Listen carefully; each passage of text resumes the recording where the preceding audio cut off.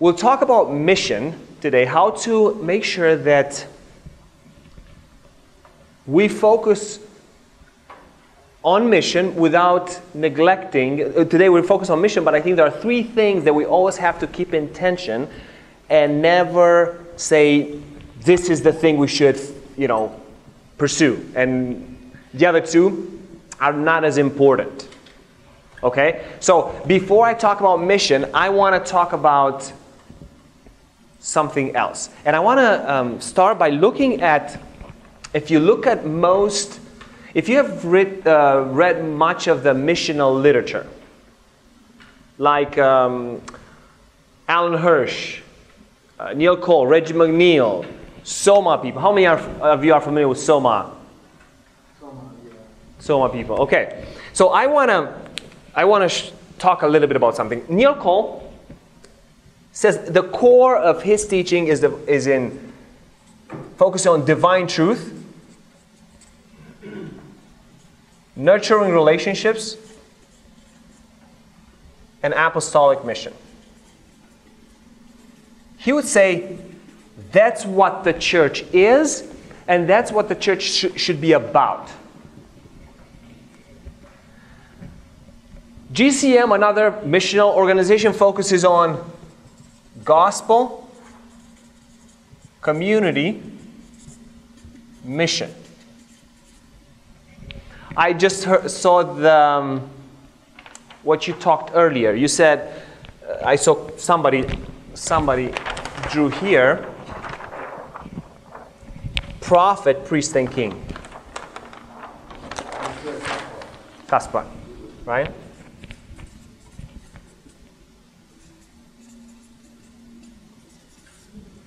(3DM), another missional organization focuses on up, in, out. If you look at the Great Commandment and the Great Commission, you could summarize it like this: love God, love people, make disciples. You see the common thread, right? Connecting all these things. And Oyvind said if you go back to the church, I would say if you go back to the Bible, you see the Great Commandment: love God, love people, make disciples. It's been there all along, and you see it all throughout these more recent writings.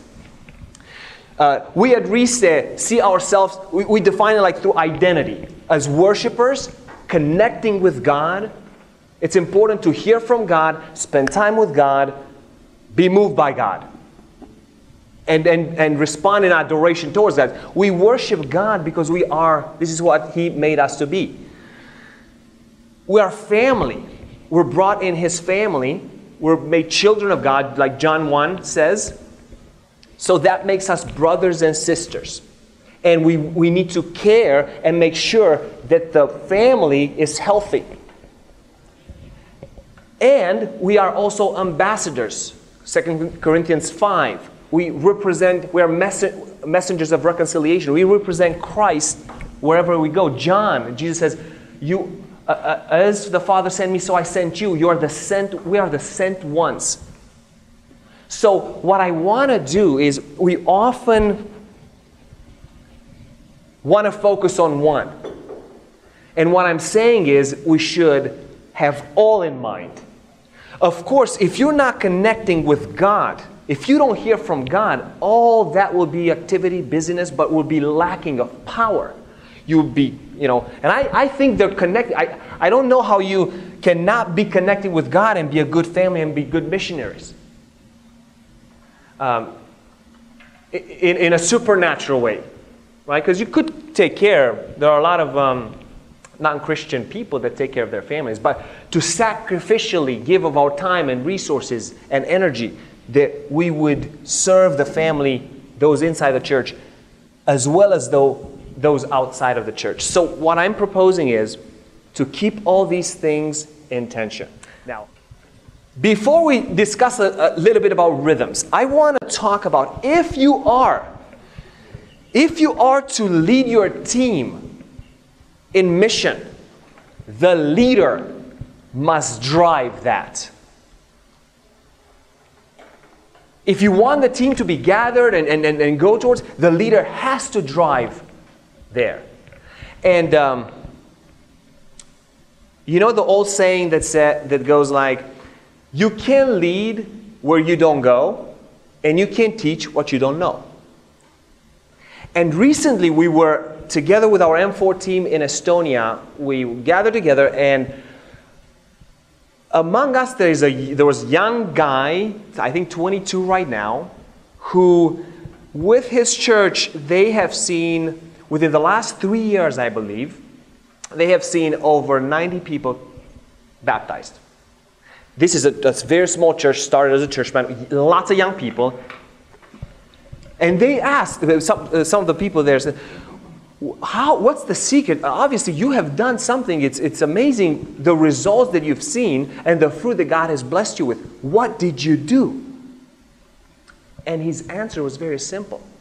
Well, we make sure that we are all engaged in that, and I lead by example. He is the one that casts the vision, he's the one that shows the way, and he goes the way so that he can lead people on that way. And their church is very active in mission. Now I would ask, how are you guys doing here?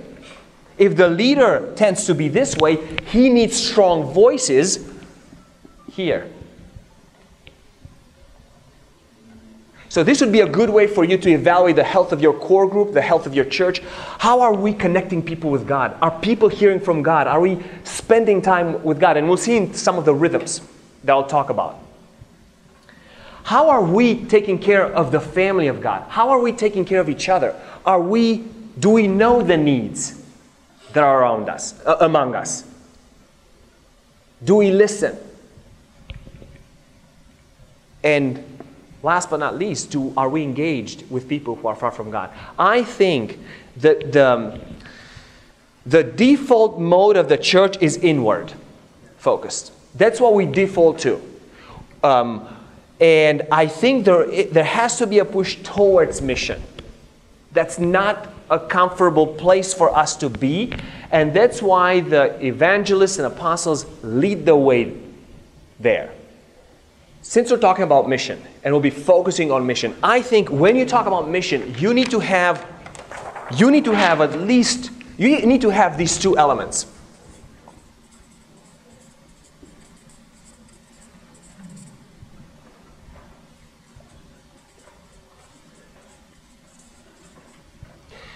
You need, and we need, to demonstrate the gospel to people, to show through our lives what we believe. And demonstrating the gospel can be caring for a single mom and her kids, can be visiting somebody in the hospital, can be preparing a meal for somebody, can be eating with somebody and paying for them for a meal and listening to them. Demonstration of the gospel is basically any acts of love made with gospel intentionality. Okay? Tim Chester and Steve Timmis in their book, they say, doing ordinary things with gospel intentionality. Okay? Demonstration of the gospel. Many ways in which we can do that. So our testimony has to include this, but also, and here's the thing, a lot of missional churches do a good job here and focus here, but do a poor job here.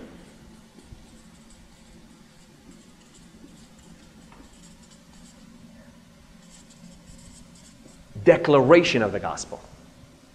Proclaiming who Jesus is.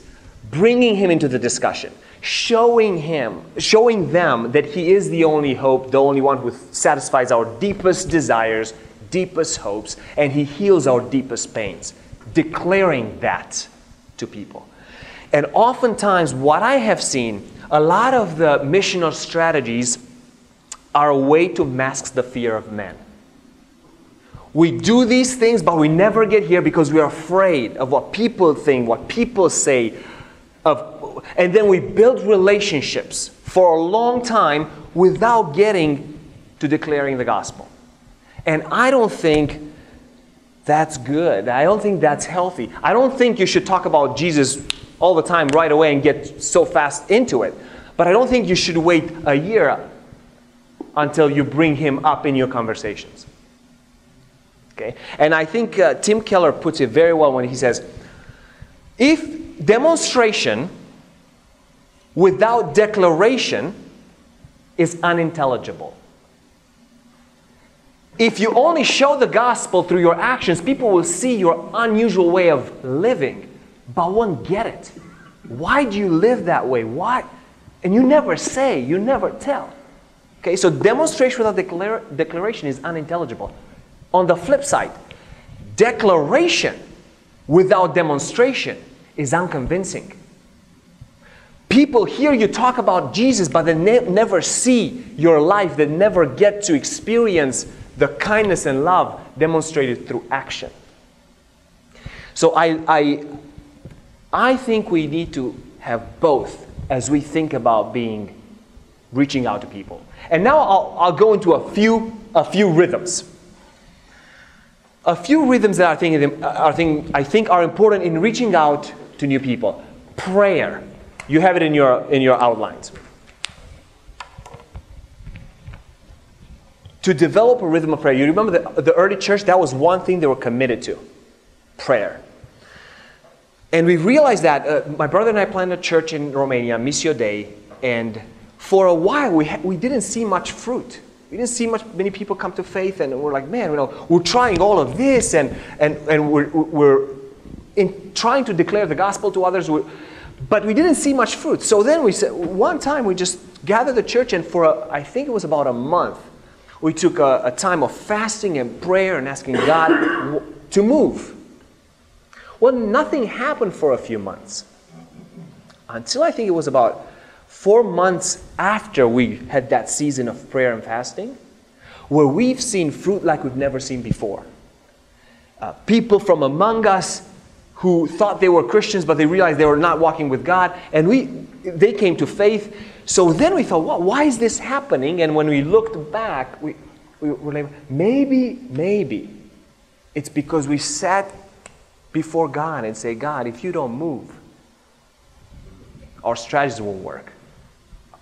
If you don't come and move in power, nothing will happen. So in Missio Dei, we've developed a rhythm that I don't remember because I haven't been there for a while. I live in Estonia now.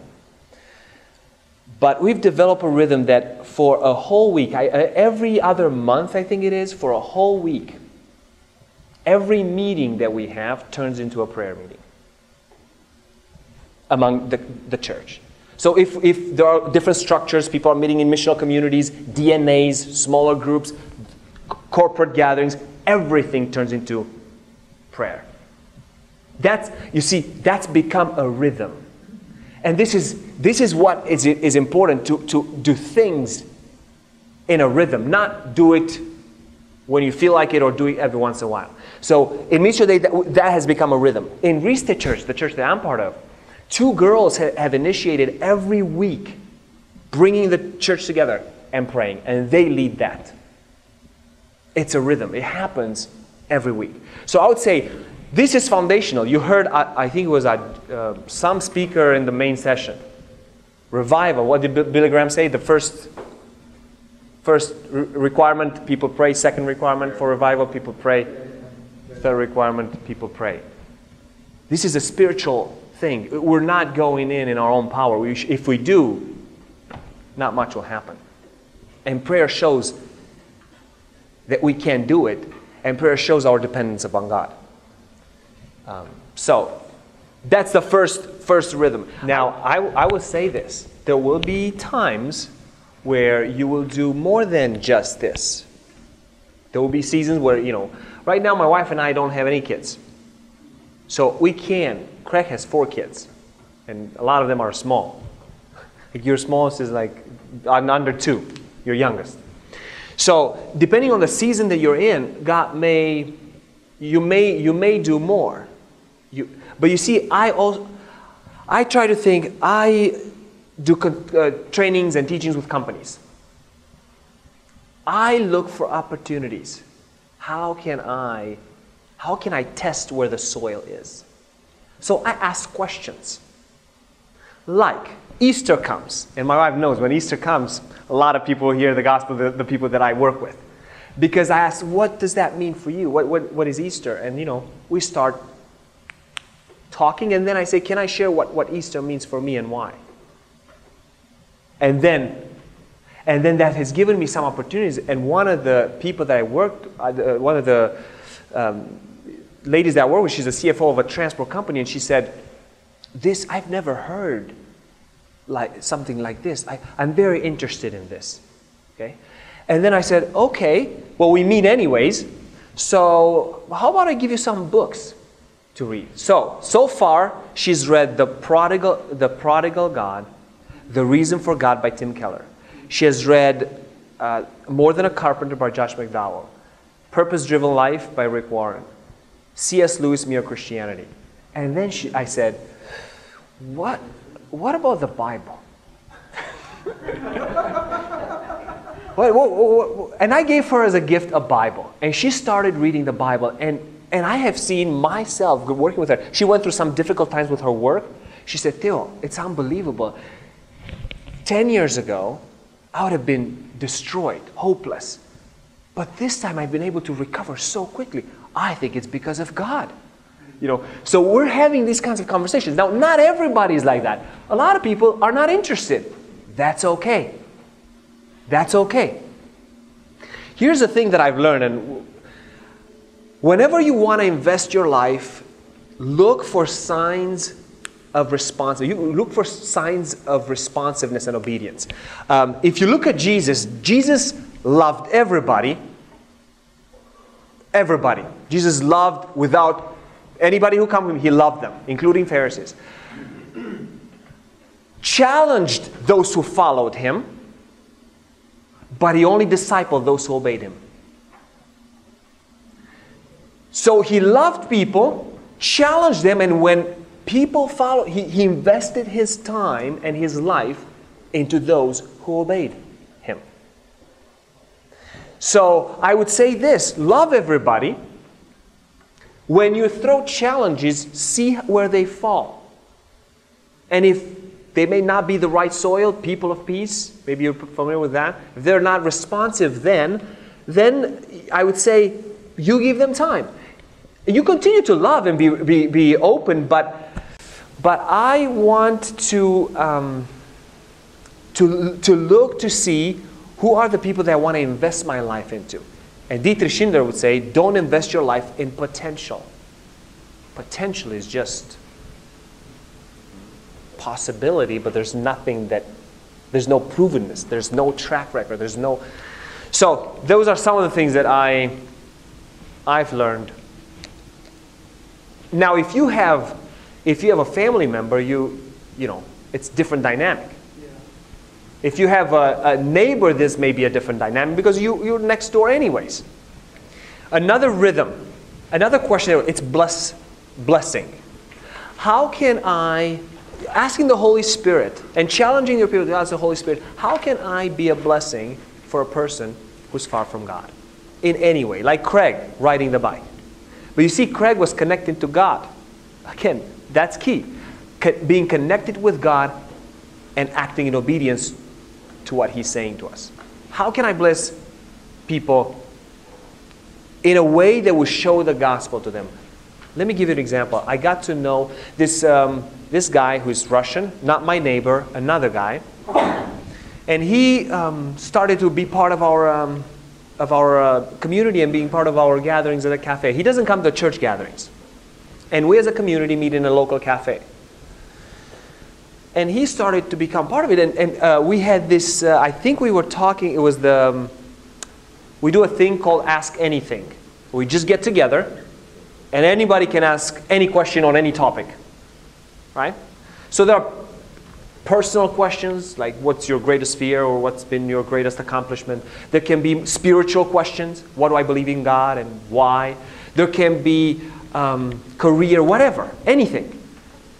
So we touched upon a topic that was a little bit more personal, and he described the situation in his family.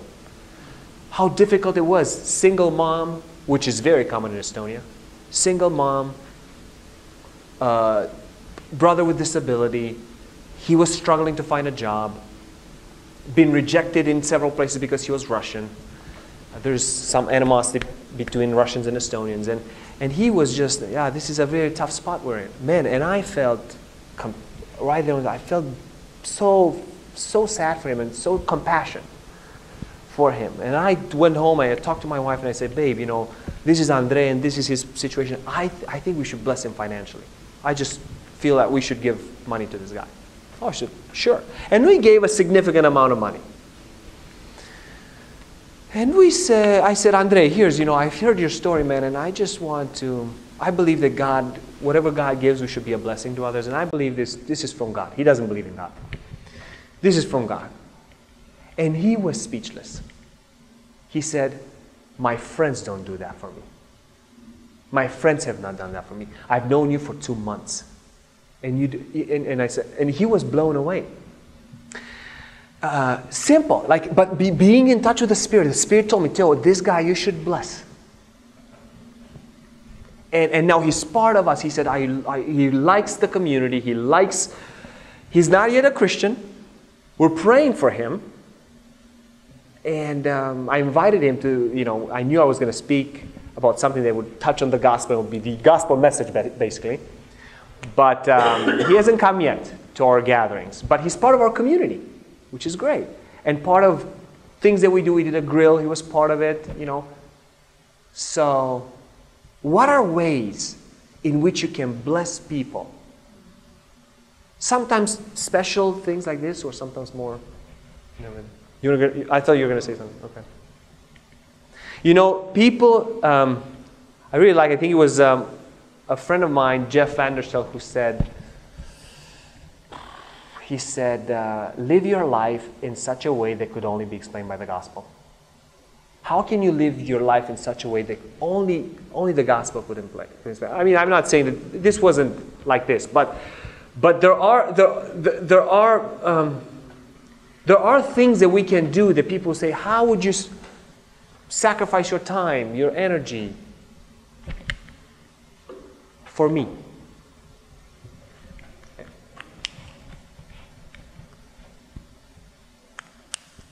And you hear these stories.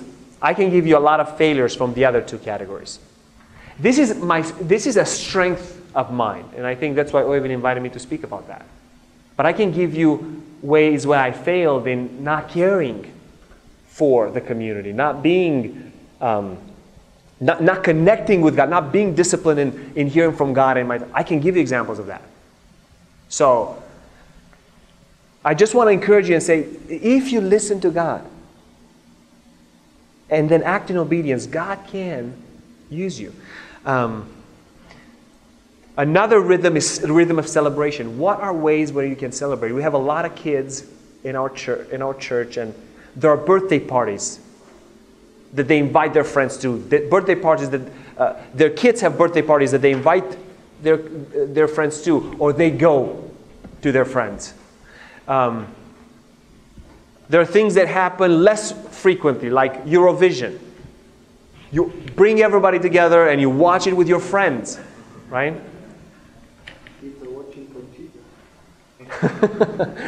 Work, whatever. What are the celebrations that you can partake in? Or what are the celebrations that you, like your birthday? Or your kid's birthday? How can you celebrate and invite people into your life? And the last thing I want to mention in regards to rhythms is it's what we use, the story of God. How many of you are familiar with the story of God? Okay, a few. The story of God is a set of narratives that describe the redemptive arc. How God created a perfect world, how it went downhill, fell, brokenness and sin entered the world, and how He's been redeeming a lost world, right? And we started a rhythm with our community. Every fall, we do that in a cafe in Tartu. We've been doing that for the last 4 years. And it's amazing. Over the last 4 years, if I remember correctly, there will be 5 or 6 people that came through faith in that process. Some of them have left Estonia because some of them were international students. Some of them were Estonians and are now part of our community. And I have been so encouraged to see God move and to see people be engaged with the story. Because if they've never heard the story, it's an amazing story. I mean, even if you've heard it, and you say, yeah, I knew that, then you probably need to recheck yourself. But when a person has never heard it, they say, so how does this happen? How come God floods the whole earth? And you go through the stories in chronological order, and you explore it. But you know what? The teaching that I do or the speaking, I read the story or I tell the story. That takes about 7 to 8 minutes. The rest of an hour and 20 minutes is them speaking and asking questions and dialoguing based upon the story of God. So it's, in that sense, it's very engaging. But it's not like, oh, they can believe whatever they want. No. Because you judge everything. The question that I come back to often is, where have you seen that in the story? If they say, yeah, I just think this is, God is unfair, is unjust, where have you seen that in the story? The story starts with describing God, who is the only one who always does what is good, right, and perfect. Right? And you argue from within the story. So then there are tensions, and it's okay. I don't know. Sometimes you live with mystery. And even now, we know the story, and we still don't understand at least I don't understand a bunch of things from the story of God. But I'm okay with that. God is bigger than my brain, a lot bigger. So I can't comprehend everything who He is and what He's done. So this is a tool, very practical way in which we use in our communities, in our groups. And to finish, like this is one guy who became a believer through the story of God. Estonia is very atheistic. And he was saying, it was about, 2 years ago? He started asking God, if you exist, just show me something, if you exist. And he did that for 6 days, almost a week. And he said, nothing happened. And then he said, I'm going to do this one more time. God, if today, he woke up that day, if today nothing happens, I'm just going to give up on this. And that day, we were with a team, something that we do every year. We've done it for about 7, 8 years. Serving pancakes and hot drinks to students at the beginning of the new year, in the fall. We've done that in a partnership with the church. They've helped a lot. And they basically driven that, and we just came alongside them. So as he came to the library, there we were. Music was blasting. People were standing in a long line. And then he asked, what is it? Pancakes. Okay, he sat in line for pancakes. One guy came to him. One guy from our church came to him and said, hey, here's a cup of coffee or whatever he got. Would you like to know more about God? That was a question. And he thought, that morning, he said, if nothing happens, I give up. And that morning, that afternoon, he met this guy from Riestem. He said, of course, I want to know more. We had a follow-up right after this big event that we do that lasts for a few days. We start the story of God the next week. He participated. He didn't miss one gathering, and he became a Christian. So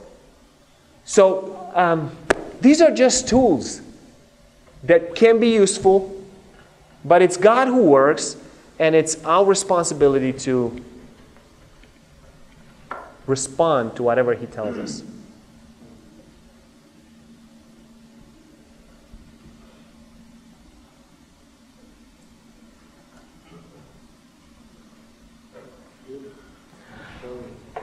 I would ask you, I would suggest that you would ask these questions. Coming back to this, what do you like to do for fun that others could be part of?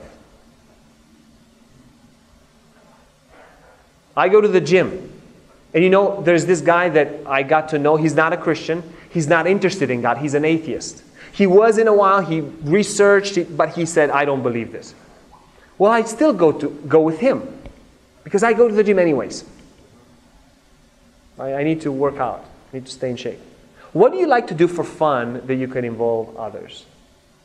Who can you eat with every week? And I would also add, what breaks your heart? What is your missional holy discontent? Something that's broken that you feel for it and you want to give your time to it. And who else feels like you, maybe who's not a believer? Caring about orphans. I know a lot of people, they're not Christians, but they care about orphan kids. Or human trafficking, or whatever. Or poverty. Or homelessness. Or students. Whatever it may be. What's your missional holy discontent? And how can you involve others in it?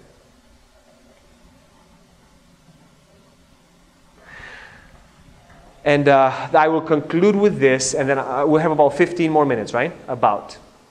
I'll conclude with... Yes. Yeah. So I will conclude with this. Stop me if I go too long. I would say the gospel motivation is very important. It's very important that people would do these things not as duty, not out of shame, not out of guilt. And we can be good at that, making people feel guilty that they don't go out. You see, that's short-lived. It's not very effective. I'd say the gospel motivates in the best way possible, reminding people who God is, what He has done on their behalf, who as a result they are, their new identity, and how then they should live. Starts with God, who He is, what He's done, who we are now as a result of it, and how we are to live. And Paul does that over and over again. I'll just say one thing. In Corinthians, this is how did Paul motivate the Corinthian church to give? He didn't just describe the need. He said, in 2 Corinthians 8:9, he said, "For you know the grace of our Lord Jesus Christ, that though He was rich, yet for your sake He became poor, so that you through His poverty might become rich." Reminding people of the gospel, reminding people who God is, what's the state of these people without Jesus, and how much Jesus loves them, and how much Jesus loved us, that we are to represent Him to a lost and dying world.